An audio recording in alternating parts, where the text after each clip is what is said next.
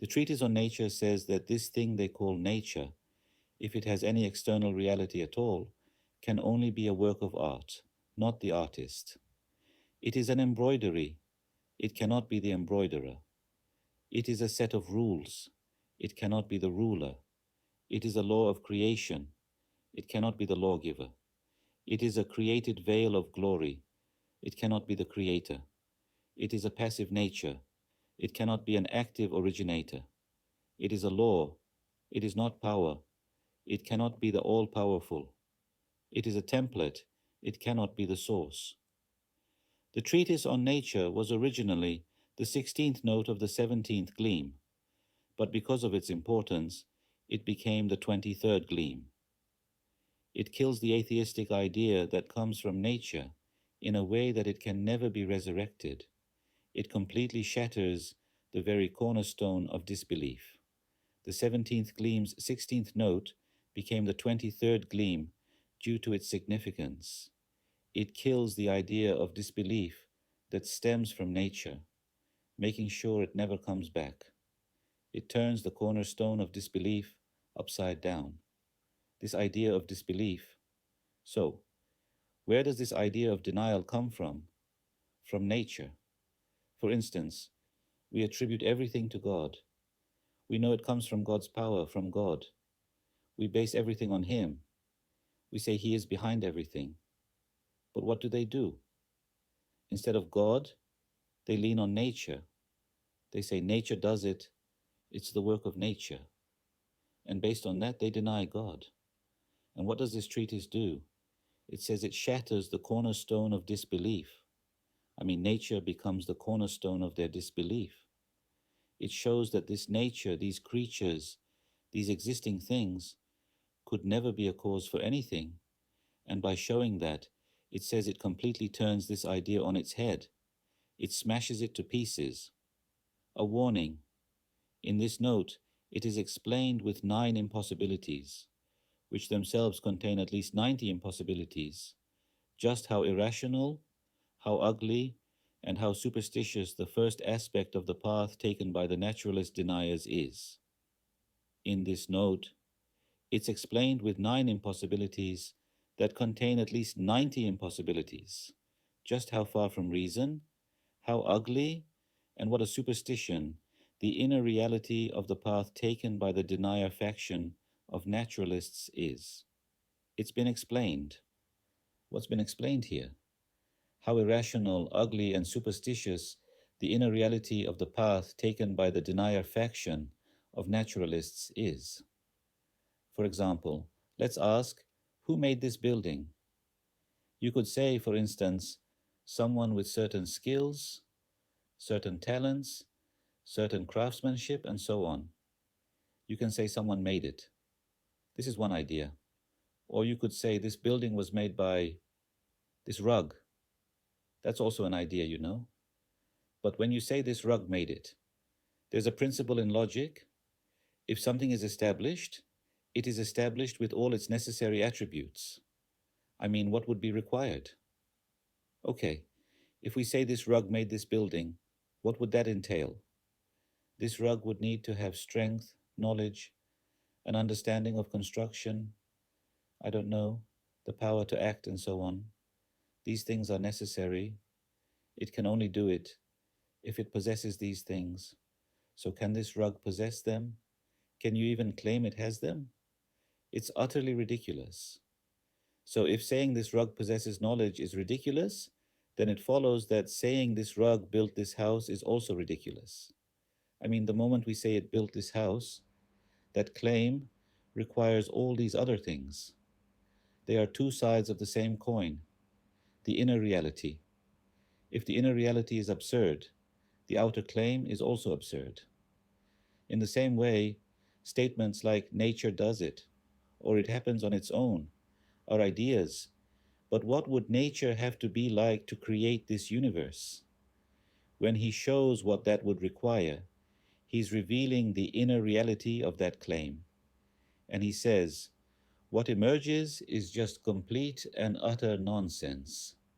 The inner reality of the path taken by the denier faction of naturalists, How far from reason, things that no mind could ever accept. How ugly, how superstitious it is, has been explained with 9 impossibilities which contain 90 impossibilities. For example, I could say this rug can't make this house. Why? Because it has no knowledge. It not having knowledge is one impossibility. I could say this rug can't build this. Why? Well, it would need to know about people. It would need to have this skill, have life. You could list 90 things like that. The Ustad also shows 90 different points proving nature couldn't have done it. For instance, once you prove it has no power, you don't need to say anything else. If you show that it would need to see people, to know things, and then show it doesn't, that's another proof. If it fails to meet even one condition, it becomes clear it couldn't be the creator. He says 90 such things have been demonstrated, and some steps have been skipped. I mean in different parts of the RİSALE-İ Nur. These impossibilities are partially explained. Since those impossibilities are explained elsewhere, here it's presented in a very concise way.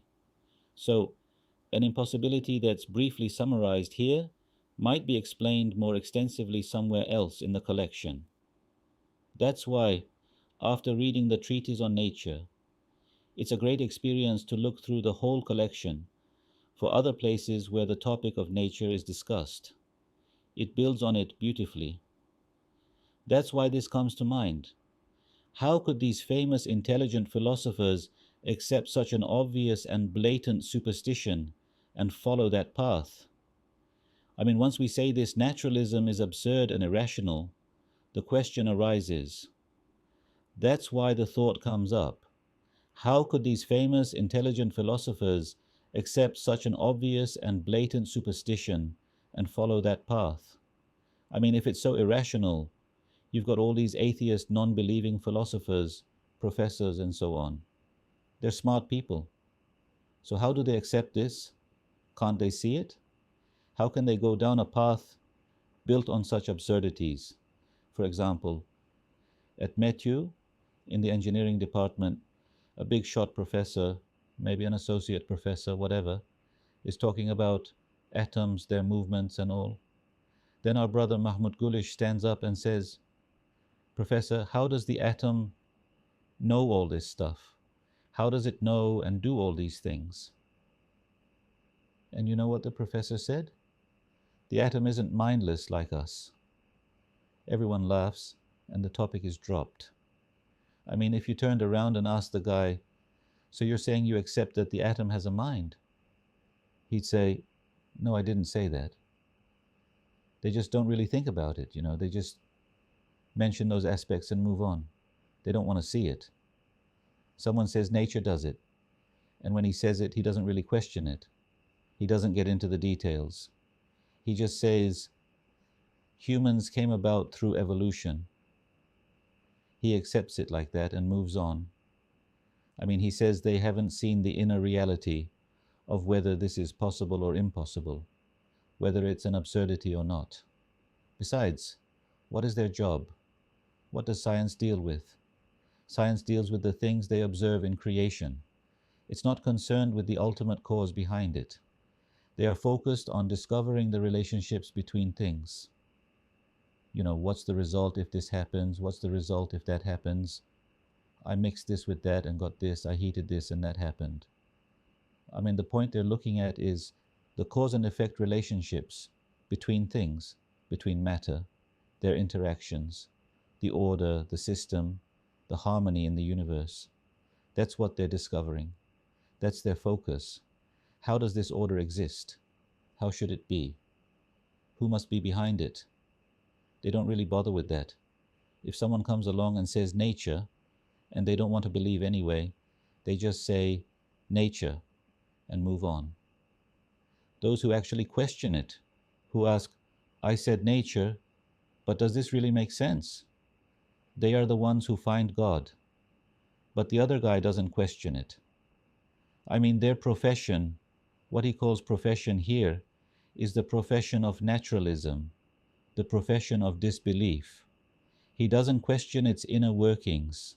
For instance, when one of these philosophers encounters a student of the RİSALE-İ Nur, when they encounter the RİSALE-İ Nur itself, and you show them the inner reality, most of them come to believe. They say, wow, I never thought of it like that. I never looked at things this way. They can change just like that. And the reality of their school of thought, and what their school of thought necessitates and requires, is that at the end of each impossibility described, that ugly, repulsive, and irrational summary of their creed is stated. Footnote: the reason for writing this treatise was an extremely aggressive and ugly attack on the truths of faith, belittling them, calling whatever their corrupted minds couldn't grasp a superstition, attributing godlessness to nature, and assaulting the Quran. The reason for writing this treatise.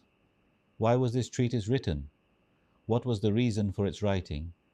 Because of an extremely aggressive and ugly attack that belittled the truths of faith. For instance, a person might not believe in God, but this is an attack, an assault.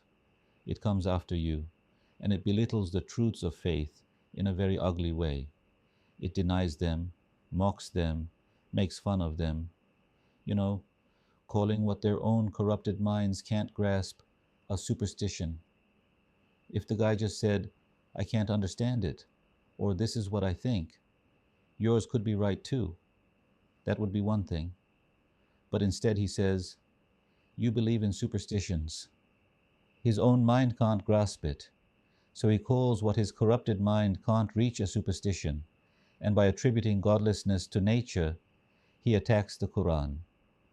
For example, in the second gleam, it says that within every sin, there is a path leading to disbelief. It says if that sin is not quickly erased through repentance, it doesn't remain a mere worm, but a small spiritual snake that gnaws at the heart. When a man who commits a shameful sin in secret feels deeply ashamed of others finding out, the existence of angels becomes burdensome to him. If he found even a small sign, he would immediately want to deny them. Or someone who can't fulfill God's commands, who finds religion burdensome, if he hears something about hell not existing, he immediately believes it. A person develops that kind of inclination. He wishes there were no God, no hereafter. And if someone comes along and says there isn't, he believes it right away without questioning. He leans that way. That's one thing. And then, people, not all people are the same. There are people of faith, and there are people of misguidance. Not all humans are the same. This, of course, gets into the topic of destiny. God brings people into the world. Some of them believe there must be a creator who made this universe. And some of them don't believe. They don't want to believe. They don't believe. They don't want to accept it. For some, as it says in the second word, they become God-centric. Some are God-centric, others are self-centric. In that way. The 23rd, there is a 26th, but we are not concerned with the person's essence, but rather the Ustad mentions many things related to the causes of disbelief. For example, it's in the words. Then there's the one at the beginning of Ayat al-Kubra. There's this issue of sin. For some, their minds can't grasp it. Since their minds can't grasp it, they should say, I can't understand. But out of pride, they say, if I can't understand it, then it doesn't exist. For others, it's conformity, addiction, looking from afar. He says if you look from a distance, a moon can look as small as a candle. A star can look as small as a candle. He looks at Islam from a distance. Because he's looking from afar, Islam, which is like the sun, appears to him like a candle. He says Islam is just a candle. He belittles it. If he were to step inside, it wouldn't be like that. Well, isn't that his own fault? This isn't an injustice. That's what he chooses. For example, a person should question the truth. He should investigate. Humans have been given the ability to research, the ability to question, He researches other things.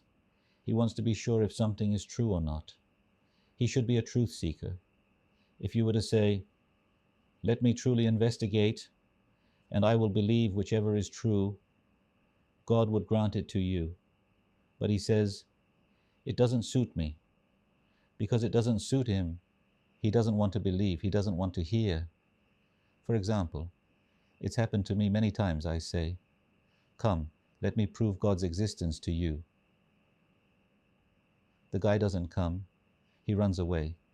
He thinks, if he proves it, then I'll have responsibilities. Some knowingly run away. Others say, come on, prove it. If you can, I'll believe. If you can't, then that's that. So there are all types, but the foundation of all of this still comes down to the person's own nature. That's where it leads. I mean, if you take just one step towards me, God says, I will come 10 steps towards you. If a person says, you know, I want to believe in God, but I wish there was some proof, God would immediately send 100 followers of Nur to him. You'd suddenly see him meet someone at a bus stop here or there. I mean, God directs things right away. But the person has no such inclination. He doesn't care. God hasn't just created us and abandoned us to the world. At every moment, with people's will, choices, and actions, destiny works in that way. Destiny and free will are constantly working together. A person makes a choice. He makes a choice with his free will. God doesn't interfere. If there's beauty in his soul, in his nature, he acts accordingly. If there's ugliness, he acts accordingly. For example, in the Treatise on Destiny, it says, from the white, beautiful light of the sun, some materials take on blackness and decay. That blackness and decay, it says, belong to its own disposition. Look, let's read that sentence if you want. Give me the words. For example, when the sun rises, some materials blossom, grow, and flourish. But what happens to other materials when they see the sun? They start to smell bad and turn black. Does the sun have any fault in this?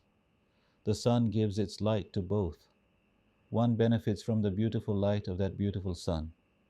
The other one, look, are both present at the same time? Huh? From choice? Well, here it says, man desires evil either through his free will or through his disposition. There is disposition and there is free will. Look. However, it is the human soul that desires evil deeds, either through disposition or through free will. So it's the human soul that wants evil. It is the human soul that desires evil deeds, either through disposition or through free will. How does disposition work here? Look, I'm giving an example. Just as from the light of the white, beautiful sun, some materials take on blackness and decay. From the light of the white, beautiful sun, some materials take on blackness and decay. They darken. For instance, put a piece of fruit or some trash out in the sun, it immediately starts to smell and darken. That blackness belongs to its disposition. But for example, let's consider our Prophet as the sun. That sun, the sun of truth, rises. And Abu Bakr, Umar, Uthman, Ali, may God be pleased with them, all the companions, they all shine like the sun, right? On the other hand, the others darken. It's something you can see with your own eyes. The blackness belongs to its disposition. However, it is God who creates that evil deed through a divine law that encompasses many purposes. Thus, the cause and the asking come from the soul, so it bears the responsibility. As for the creation and bringing into existence, which belong to God, they are beautiful and good because they have other beautiful results and fruits. It is because of this secret that choosing evil is evil, but the creation of evil is not evil. Choosing evil is evil, but the creation of evil is not evil. Now, what does choosing evil mean? And what does the creation of evil mean? For example, we want something, and God creates it. We want, God creates. Now, who does the wanting belong to? Who is the one doing the wanting? The human. And who is the creator? God Almighty. So the wanting of that thing is evil. But bringing that wanted thing into existence, creating it, that is not evil. For example, is there evil in the universe or not? Sometimes this question is asked, right? Is there evil in the universe? Some say yes, some say no. For example, this comes a bit from English philosophy and stuff. We're not that. For example, there are atheists. They present an argument, for example, to deny God's existence. They say the existence of evil. If, they say, there were an absolute God, a creator, there would be no evil at all. Yes, he presents such an argument. So, is there evil or not? This is the only argument atheists have. You know, if there was a God, there wouldn't be wars, people wouldn't die, they wouldn't die from the cold, from freezing. They have no other proof. They see the possibility, right? But what's important here is first, is there evil in the universe or not? Now, at the level of existence, there is no evil in the universe. At what level does it exist? At the level of free will, at the point of choice, evil exists. For instance, a person wants something. A person makes a choice with his will. Then God creates this choice. Let's think of this as the level of will, the level where individual wills exist. And let's imagine that at a higher level, these things are created. Okay? Who does this higher level belong to? To God Almighty. Because the realm of creation, the creator is God. That realm belongs to God. The lower realm, the realm of will, belongs to man. Now, the manifested part of the same thing is not evil. The part before it manifests is evil. That's why, let's say I wanted to kill a man. My wanting to kill the man is evil, because God says, do not want to kill. He says this is wrong. Since I am going against God, making a choice against God's will, the very meaning of evil is to go against God. It's the opposite of God's commands. Therefore, that will is committing evil. But a man's death, my killing him, is not evil. My wanting to kill him is evil. My killing him is not evil. The man's time has come. God has ordained that much life for him. He has made you the instrument for it. The man's death is not a bad thing. The man needed to die. God ordained that for him. You are the means for it, and perhaps he needed to suffer punishment. I mean, those aspects are good.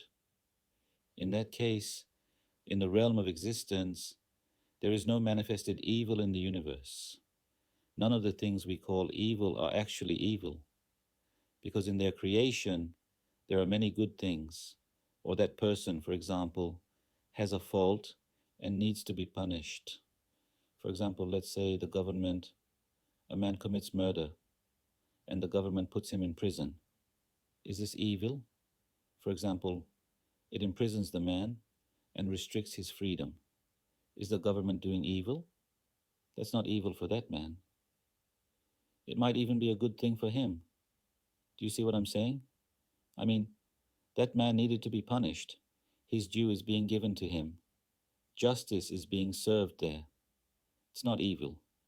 But if you look from the outside, you might say, look at that government. It took these people and locked them up in prison, not letting them see anyone. It's oppressing them. But if you knew the murders that man committed, you wouldn't say it's oppression. You'd say this is his due. He's getting what he deserves. Therefore, in the realm of creation, let's not say evil, but there can be calamities. Now, with calamities, there's also this. For example, the word evil. For instance, a man drinks alcohol. We call it evil. Then he goes and falls, breaks his head. We call that evil too. So we need to divide the word evil into two. For example, if a man drinks alcohol, that is evil. I mean, it's a sin. Sin is the real evil. The other things, for example, an earthquake happens, his house collapses, we call that evil too. That's a calamity. That's not evil. We need to distinguish between calamity and evil. I mean, we call calamities evil too, but a calamity comes from God, and in it there are great wisdoms and good things. We can't call that evil. So, evil should only refer to the wrong choices a person makes with his free will. Since those choices belong to the person, evil only comes from man, from his free will, and evils exist at the level of choice. The act of bringing them into existence belongs to God, so if we were to attribute that to God, we would be saying God created evil. That's why the meaning of this sentence is very deep. Choosing evil is evil, but the creation of evil is not evil. Because the choice belongs to man, the creation belongs to God. Why is the creation of evil not evil? Because in its creation, there are many wisdoms, benefits, purposes, and reasons. That's why it's not evil.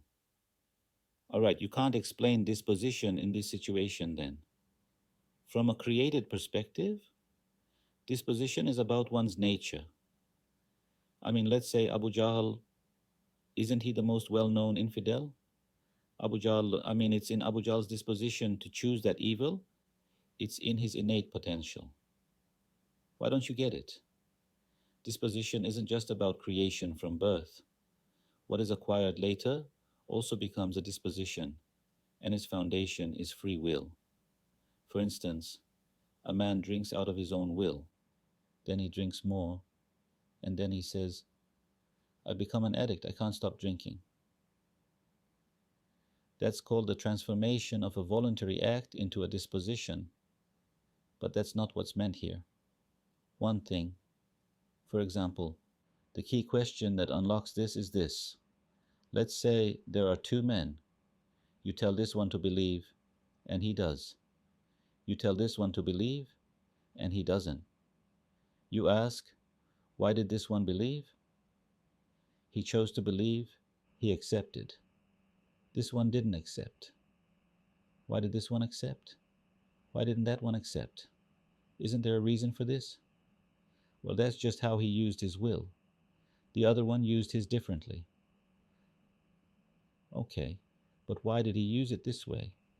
He wanted to use it that way. Why did he want to use it that way? How do you explain that? I mean, how are you going to explain it? Why did he use it that way? I mean, can we explain this with anything other than the man's own inherent nature? Can it be explained by anything other than his disposition and nature? Let's say his parents pressured him to believe. He could have rejected that pressure. Look, someone else under the same conditions is pressured, and they don't accept. This one does. Why the difference? If we keep questioning like this, he got a good education. It was instilled in him as a child. There are others who received the same upbringing. So when you look at it this way, there's no other answer but the person's own nature. That nature is his disposition, and that nature is the essence of his soul. The soul is divided into two. As for the matter of the soul, it says, is a commanding principle, clothed in an external body. It is a conceptual command. It's a commanding law, for example. The soul has an essence, right? Of course, the law is the essence, the disposition. So the soul is created, but according to what is it created? For example, let's say this suit was made for me. Why and according to what is it made? It's made according to my body. If I were fat, a fat suit would be made for me. If I were thin, a thin suit. I mean, the body is also created according to the soul. The body is created according to the soul, and the soul is created according to that commanding law. It is given existence according to the commanding law. When it is given existence, it is created, but God takes the commanding law as the basis. He gives it existence. And that commanding law is in God's knowledge. In God's knowledge, we were like this. Since we were like this, God Almighty created us this way. Then a question arises. Well, it was already clear this man was going to be an infidel. Why does God create him? He creates him, and it's clear this man will go to hell. There's a sentence in the Signs of Miraculousness that answers that. Go on. Let's read that from there if you want. Is there good or evil in the creation of this man? Let's read that too. Question. Very well. We accept that eternal punishment is in accordance with wisdom. But what do you say about divine mercy and compassion? Answer. My dear friend, there are two possibilities for that disbeliever. That disbeliever will either go to nothingness or remain in existence in a perpetual torment. Let's say a man is created, sent to the world, the message reaches him, he rejects it, and becomes a disbeliever. Now he is a disbeliever. What happens next? He will either be annihilated or thrown into hell. Which one is better for him? It is a dictate of the conscience that existence, even if in hell, is better than non-existence. For example, my mother, when she fell and broke her leg bone, in those first few days she kept saying, "I wish I were dead. I wish I were dead." I heard her saying it over and over. I wish I were dead rather than suffer this pain. Because she couldn't go to the toilet, couldn't have a bowel movement, couldn't urinate. Her foot was swollen like a drum. She couldn't even turn over in bed. The bone was broken. A needle prick hurts us, imagine. A huge leg bone was broken and separated. They put a 30-centimeter metal rod inside her and so on. What am I going through? I would say a thing or two and she'd say, "I am being tested. I am being tested." She was very, absolutely. "Don't bother me too much," she'd say. "I'm being tested." So she was struggling a lot then, and she wanted to die. We would laugh, of course. We'd say, "In a month, none of this will remain." And now, for example, none of it remains. If you asked her now, "Do you want to die?" she'd say no. See, back then she wanted it. If you said, "Okay, let's kill you," she'd say, "It's past now. Let me kill you then." So, when you compare hell with non-existence, hell is better than non-existence. But look, it is a dictate of the conscience that existence, even if in hell, is better than non-existence. For just as non-existence is pure evil, it is also the source of all calamities and sins, whereas existence, even if in hell, is pure good. Although the disbeliever's dwelling is hell, and he will remain there eternally. But this part is important. But although the disbeliever has earned this state through his own actions, after he has suffered the punishment for his deeds. As the Ustad says in the discussion of hell, in the world, a murder is committed in 1 minute. The act of killing takes a minute, right? You pull out a gun, you fire, the man dies, he dies in a minute. 1 minute? The duration of the crime is 1 minute, but the punishment is 20 years. Can the man say, "I killed him in 1 minute, so I'll only serve 1 minute in prison"? You can't say that. You killed him in a minute, but if you hadn't killed him, he would have lived for 20 more years. You prevented this man from living for 20 years, so your life will be prevented for 20 years. They've reasoned it like that, and so they say you'll serve 20 years in prison. Now, this can vary depending on the manner of the killing. He says a believer. If a person lives for 60 years and denies God every minute, he has denied 1,000 of God's names. He commits 1,000 crimes every minute. Over a lifetime, that's a huge number of minutes.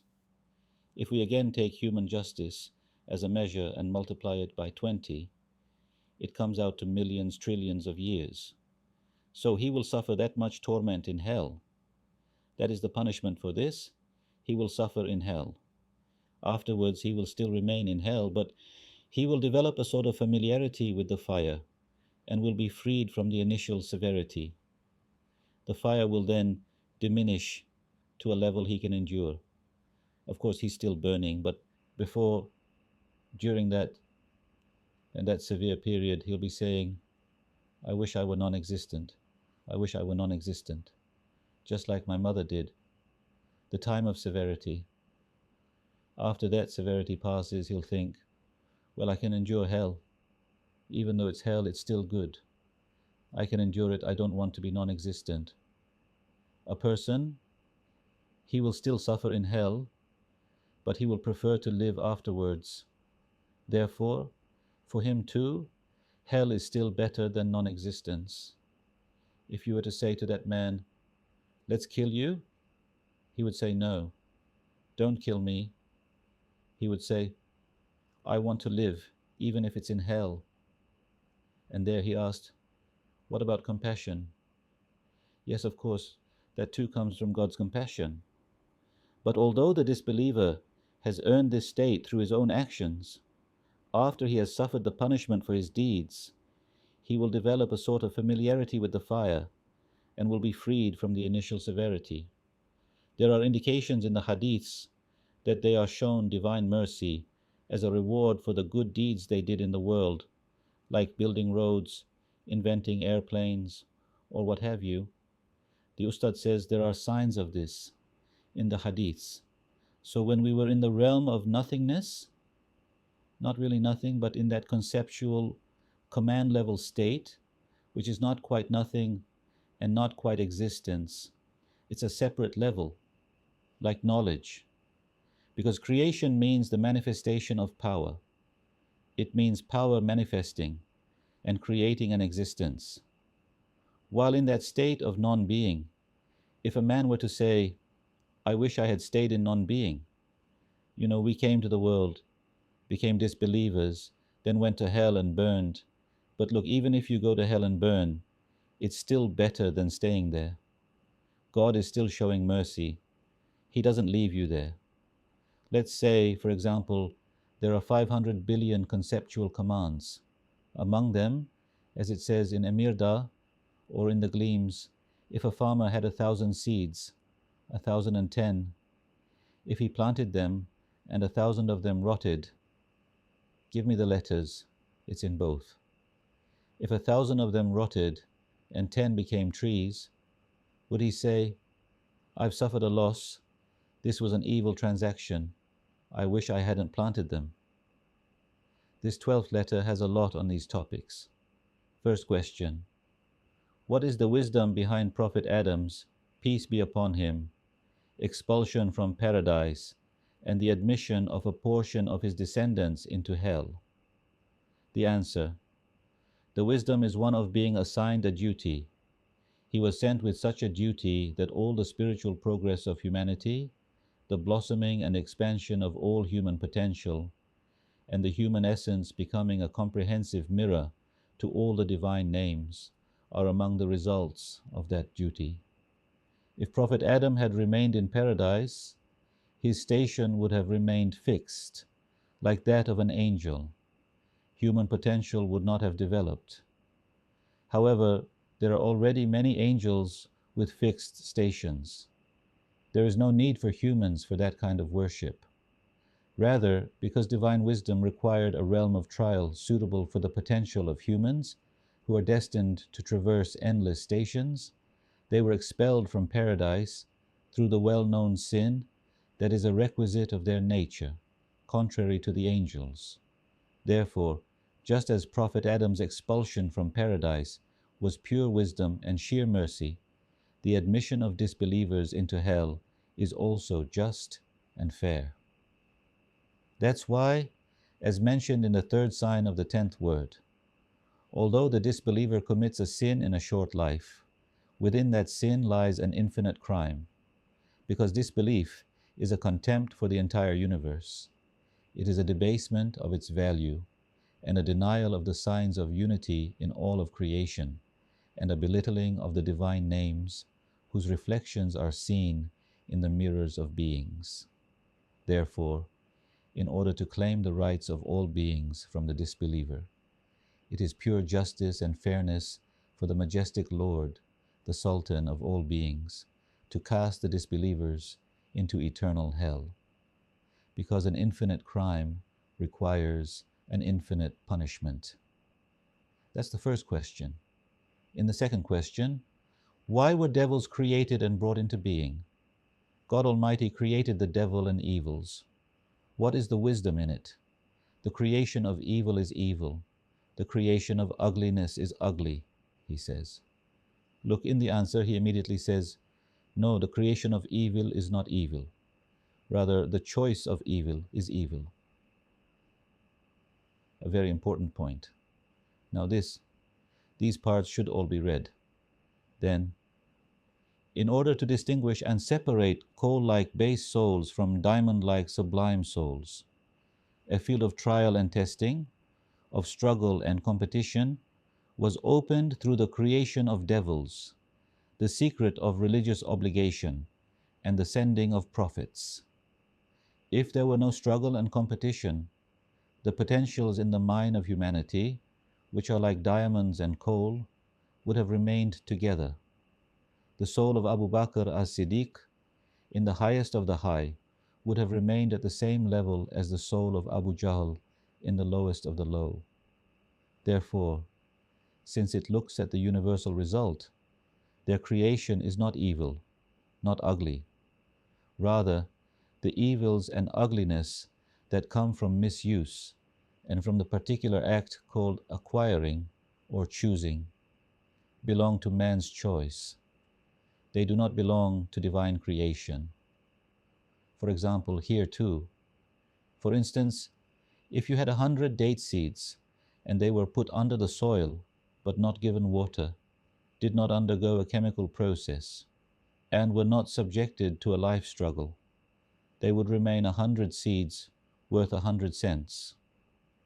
But when they are given water and exposed to the life struggle, if 80 of them spoil due to their poor constitution, and 20 become 20 fruit-bearing date trees, can you say that giving water was an evil act because it spoiled the majority?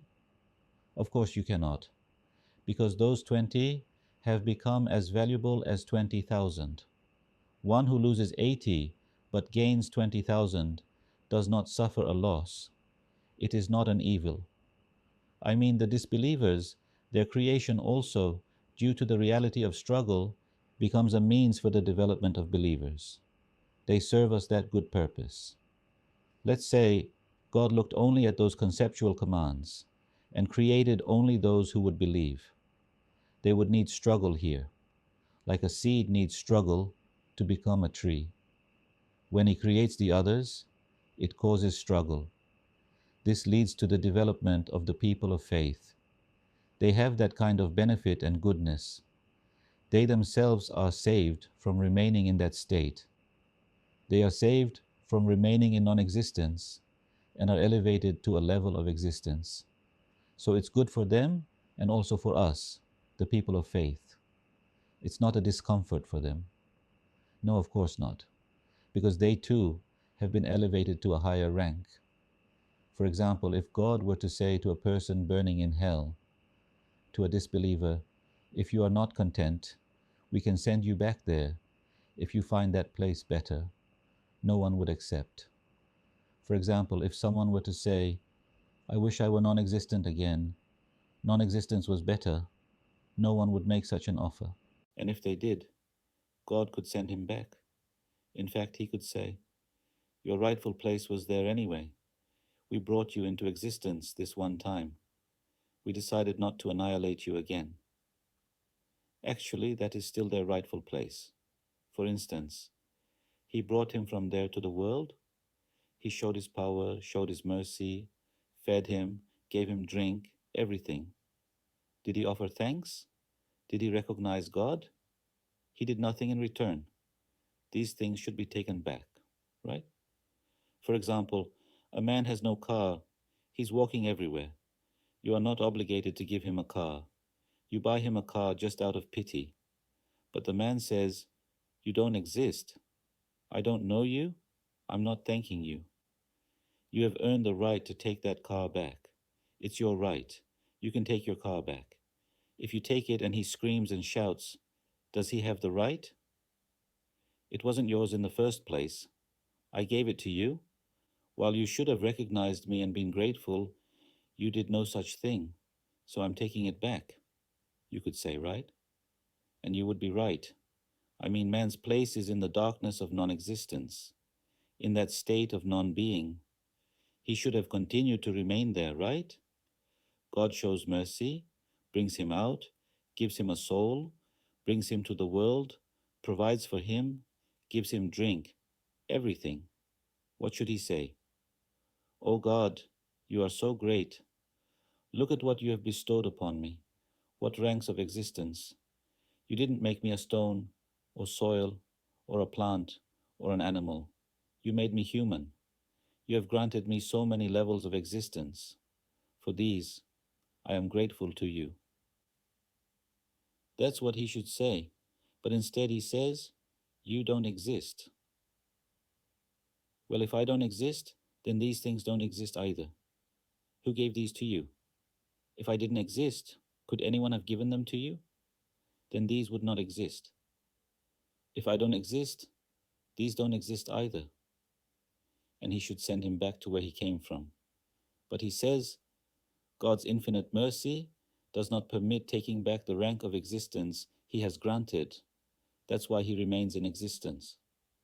Well then, you haven't recognized God, so are you worthy of God's blessings? Now who will go to paradise? Those who recognize God will go to paradise.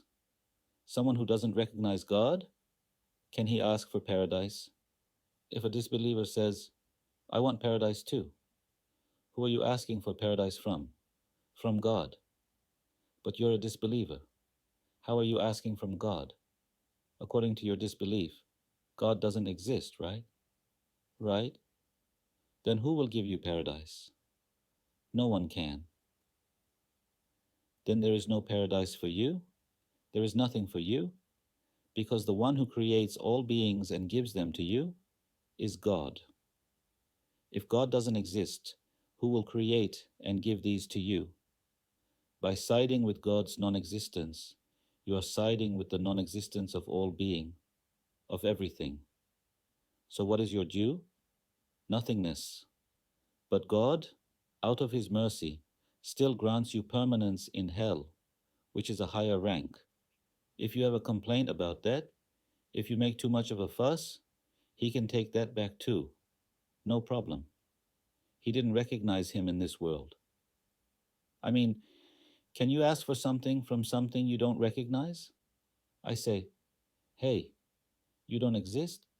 I don't recognize you? You're nothing." And then you say, "Give me this." Can there be such a ridiculous thing? No.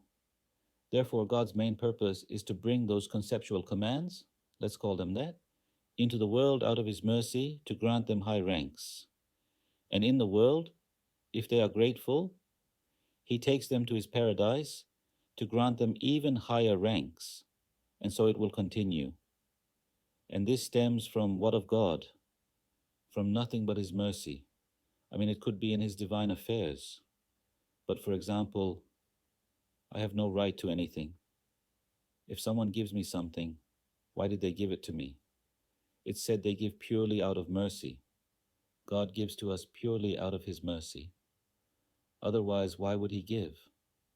For instance, to a man writhing in hunger or suffering from an illness, if a doctor does something without expecting anything in return, he does it purely out of mercy. He wouldn't do it for any other reason, because there is no other reason. For instance, if he were a shopkeeper, you'd say he's getting paid. Is God getting paid by us? I mean, what are we going to give to God? Everything we would give to God, God already gives to us. That wouldn't be giving to God. We have nothing to give him. We can give gratitude. But that's not really anything either. I mean, It's not giving something, it's an expression of one's helplessness. Therefore, he looked at Islam from a distance. He didn't want to see. All of these are factors, but at the very foundation, it stems from one's disposition. The manifestations of this can be different for everyone. We can continue then. Footnote. The reason for writing this treatise was an extremely aggressive and ugly attack on the truths of faith. That's why this is very good for human relationships too. For example, someone does something wrong to you. Normally we get angry, right? How could he do this? Why? When you know this concept of one's nature, you think, he's going to do this. This is what comes out of him. He can't do anything else. Of course, he's going to do that. You see it as normal then. Well, you don't see it as normal in the sense that it's okay, but you see it as normal for him to do it. For example, to make a comparison, when a dog barks, do we get angry? You say, a dog barks, that's what it does. It can't do anything else. It's supposed to bark. I mean, that's what's appropriate for it. That's what it can do.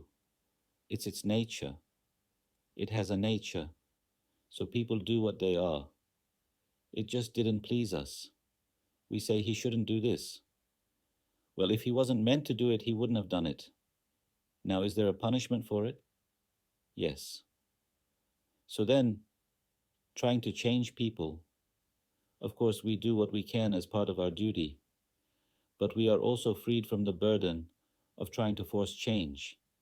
I mean, we accept people as they are and treat them accordingly, which is more peaceful. Isn't there such a thing as discipline? There is. If you try to discipline them, whether they accept it or not, also stems from their nature. You discipline them. If they accept the discipline, you think, so this is the kind of person he is. They don't accept it. So this is the kind of person he is. I mean, a person isn't just a single point. Life is made up of seconds. We can't say, this man is a disbeliever now, he will never believe. Up until that point, his state was that he didn't believe. If it were presented differently, if his eyes were opened differently, maybe he could accept. We don't know that. Maybe he never will. Maybe he will. It's unknown to us. But is it unknown to God? It's not unknown to God. For God, for example, when we look at a seed, an apricot seed, a peach seed right now, can we see the height, width, color, taste, and smell of the tree that will come from it? We can't, right? I mean, put a peach seed and an apricot seed here. Can you see and understand the color of the fruit that will come from it? You can't know its taste or anything. But is it encoded in there? It is.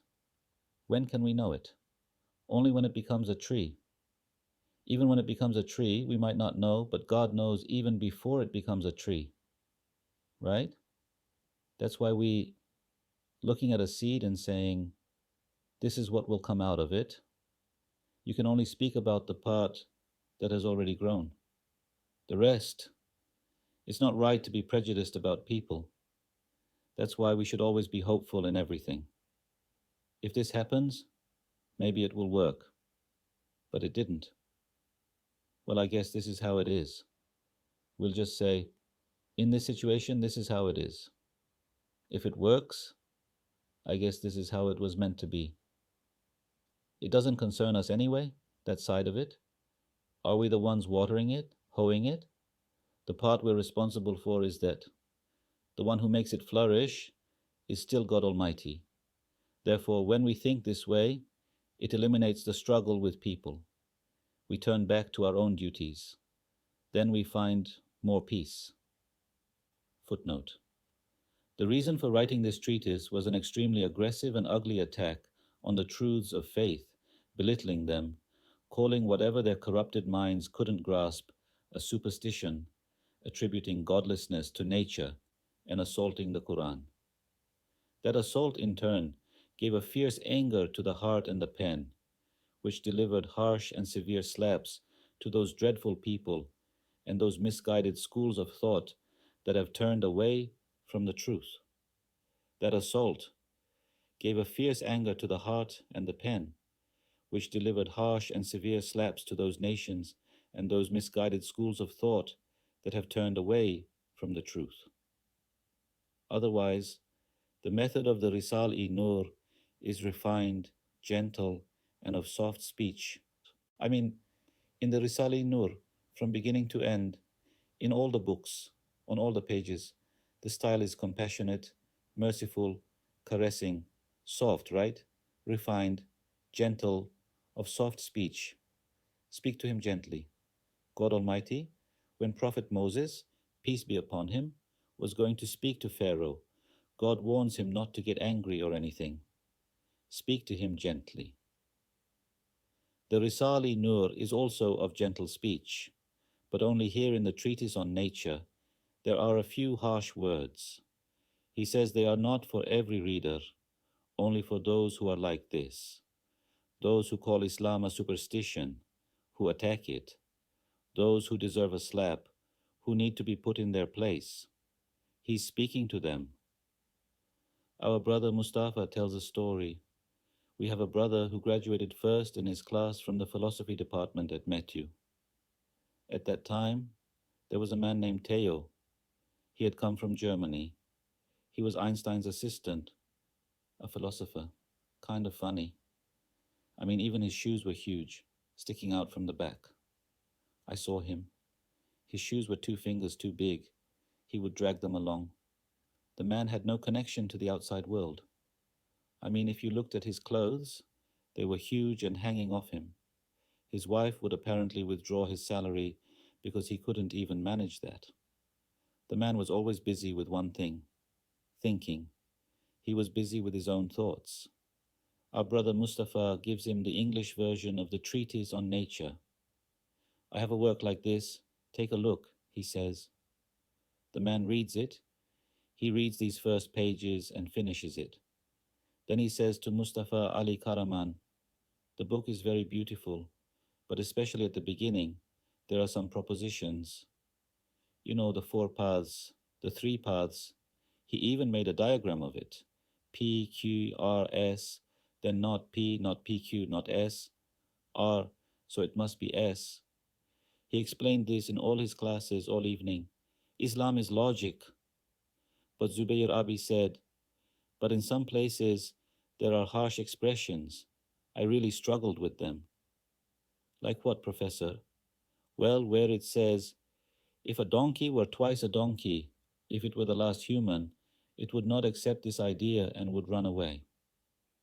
It's calling them donkeys.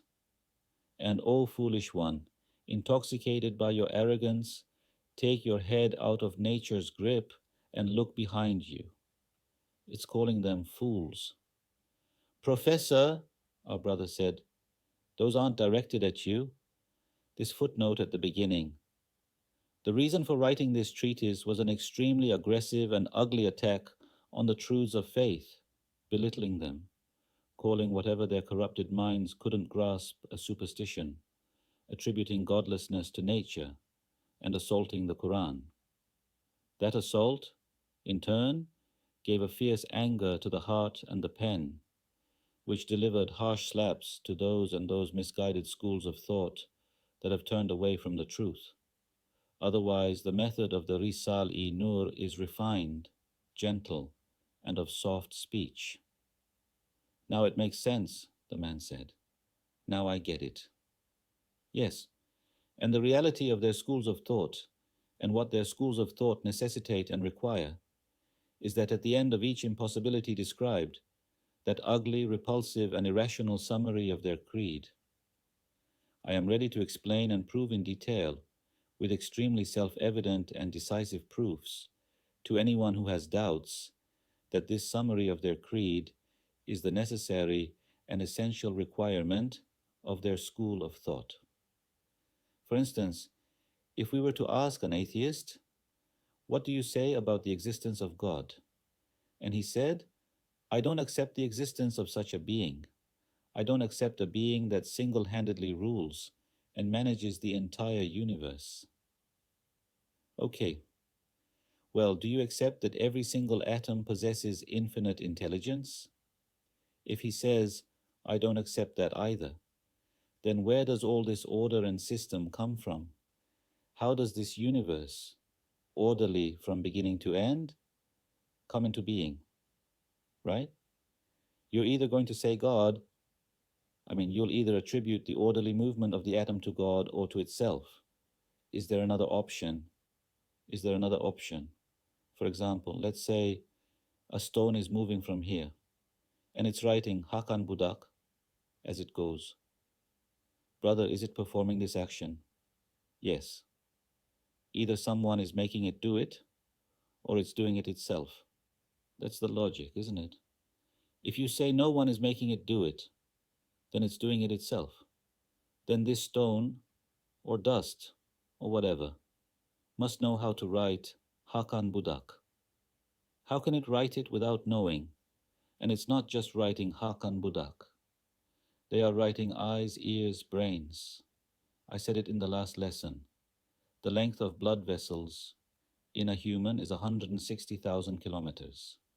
It's 2,000 kilometers from Edirne to Hakkari.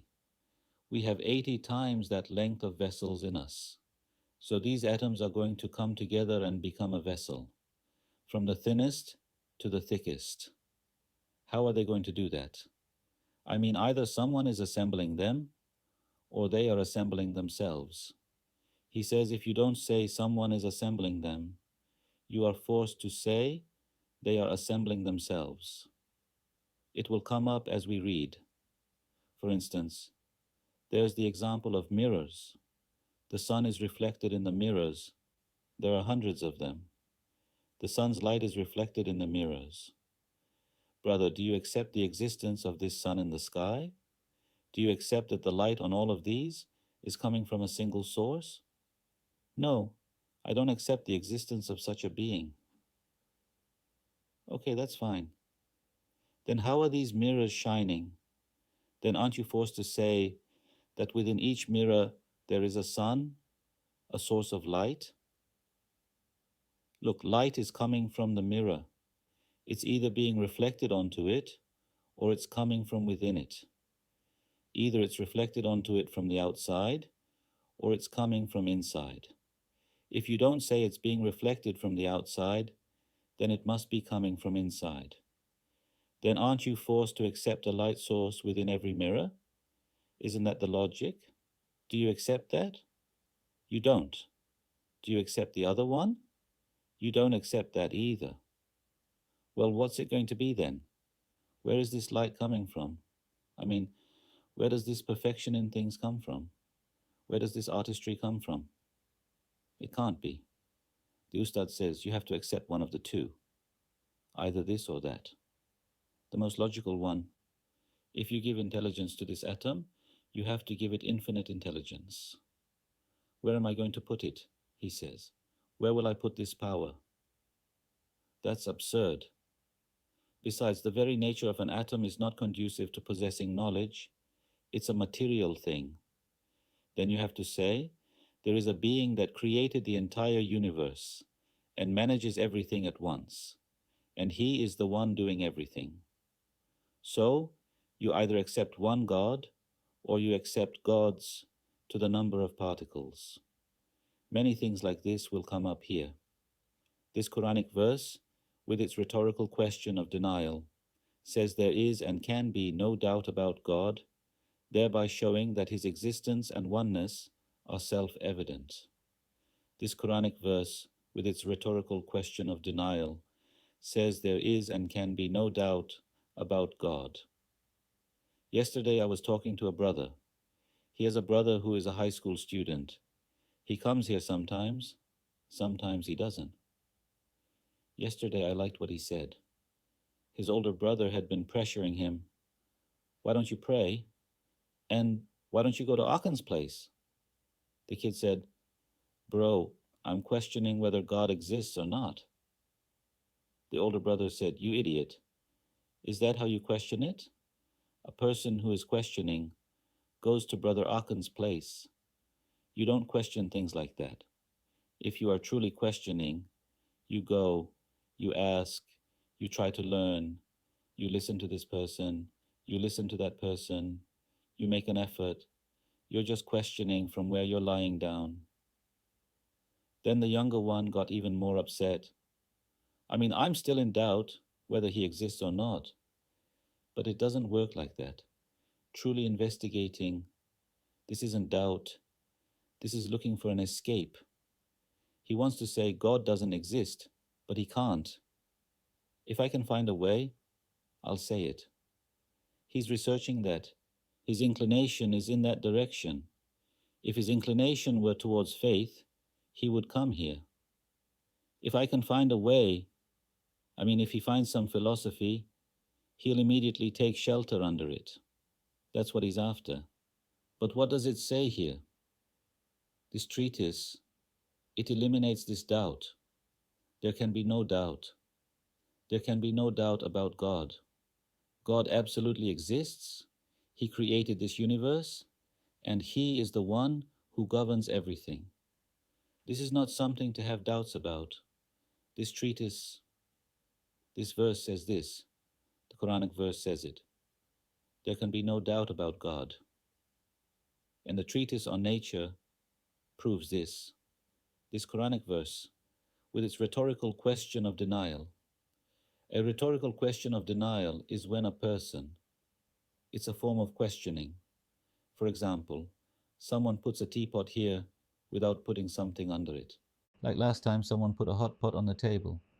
The spot where the pot was is now a bit indented.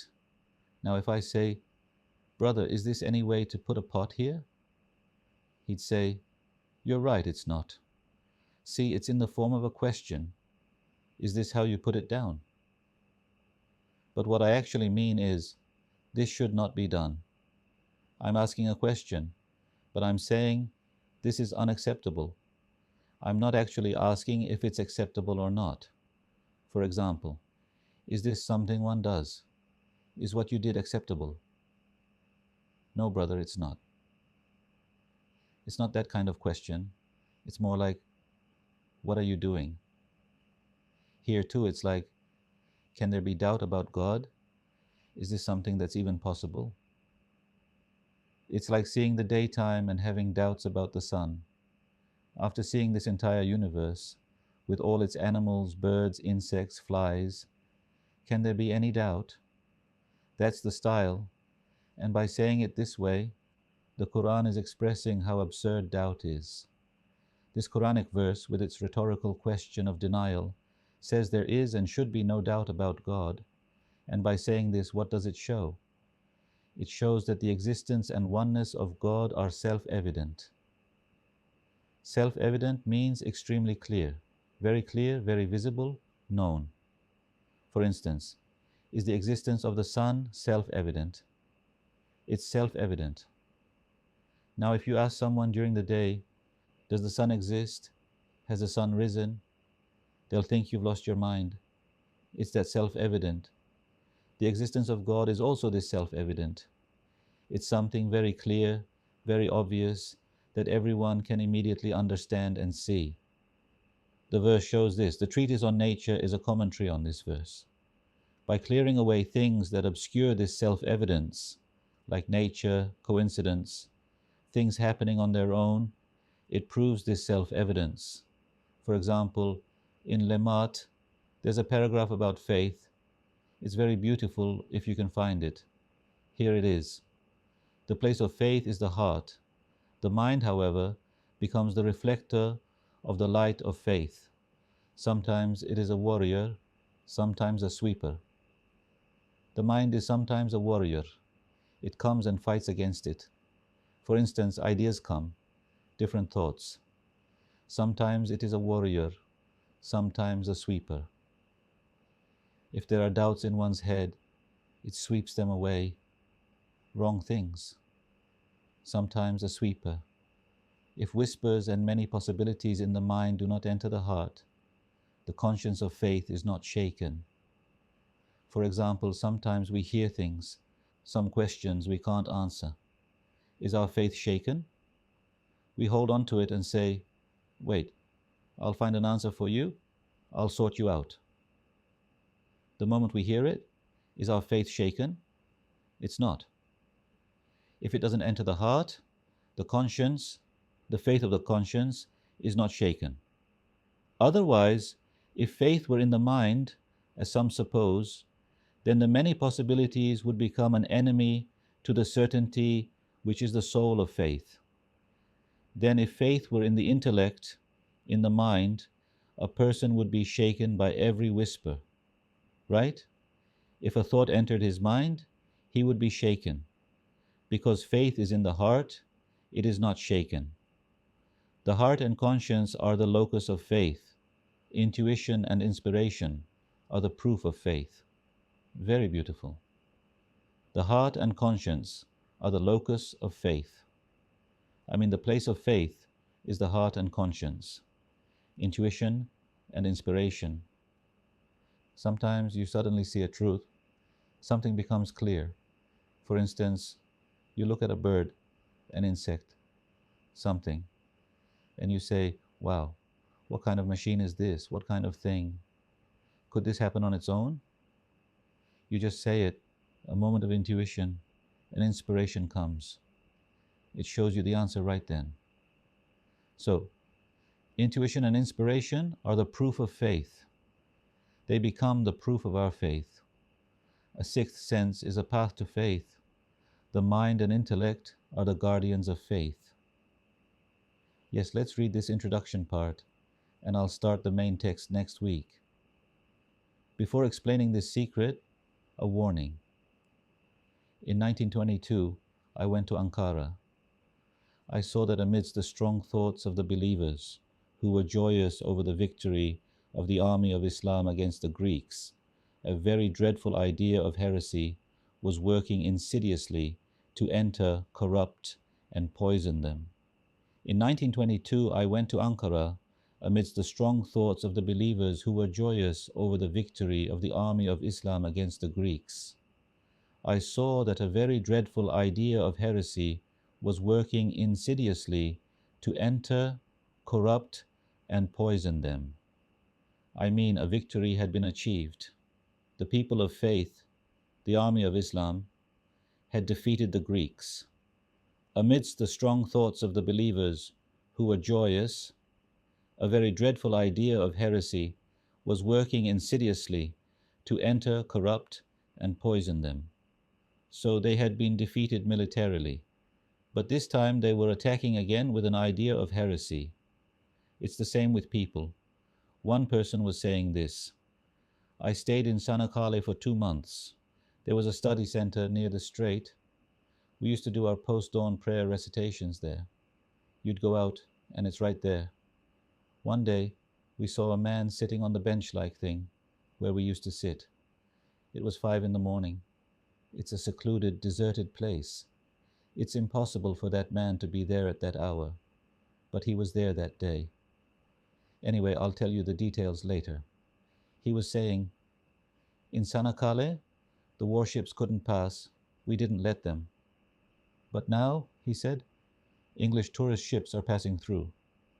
They passed through anyway, the man said. We didn't let them pass with knives and tanks, but now they have passed in another way. They are causing the same destruction even more. So they couldn't succeed militarily at that time, but this time they are entering in another way. In that way, with the idea of heresy or by instilling European customs, traditions, and so on, they are continuing the war. Here too, the Ustad sees that they are trying to spread an idea of godlessness. Alas, I said, this dragon will reach the pillars of faith. Back then, for instance, we'll talk about this in later periods. For example, science was separate, and godlessness was separate. Godlessness, what does science do? It explains the order in the universe. What does godlessness do? It says, there is no creator of this universe. God forbid. Now, where does science come to us from? From Europe. So while science is coming, while it's explaining the order, After explaining this system, this order, it can explain it as, this is an order established by God, a system He provided. It can also explain this order to us as nature or coincidence. When they give us science, they put godlessness inside it and give it to us. I mean, they don't present godlessness to us as godlessness. They present it as science. So that's the kind of attack it is. I mean, there are direct attacks too, perhaps. But right now, for instance, they have put godlessness inside all of science and sent it to us that way. The Ustad discovers this. He says, Dayetçe, science is proof of God's existence. How can it be proof for its exact opposite? The Ustad sees this ploy and foils it. Praise be to God. Why are so many university students today people of faith? Because they read books written with a godless mindset and they come to believe. Of course, they don't believe in that. The RİSALE-İ Nur, it rectifies it. Otherwise, if it weren't for the RİSALE-İ Nur, the man would read the book and become a disbeliever. Alas, I said, this dragon will reach the pillars of faith. At that time, since this Quranic verse explains existence and oneness to the degree of self-evidence, I sought help from it and wrote a powerful proof in an Arabic treatise taken from the all-wise Quran, strong enough to shatter the head of that heresy. Alas, I said, this dragon will reach the pillars of faith. At that time, since this Quranic verse explains existence and oneness to the degree of self-evidence, I sought help from it. Since this Quranic verse explains existence and oneness to the degree of self-evidence, I sought help from it and wrote a powerful proof in an Arabic treatise taken from the all-wise Quran, strong enough to shatter the head of that heresy. I had it printed at the Yenigun printing house in Ankara, but unfortunately, since few people knew Arabic and those who paid close attention were rare, that powerful proof, in its very concise and summarized form, did not show its effect. Unfortunately, that idea of godlessness both developed and gained strength. Out of necessity, I will explain that proof to some extent in Turkish. Since some parts of that proof have been fully explained in some treatises, they will be written here summarily. The multiple proofs that have been explained in the treatises, this proof is partially included in them. Each one of them even becomes a part of this one.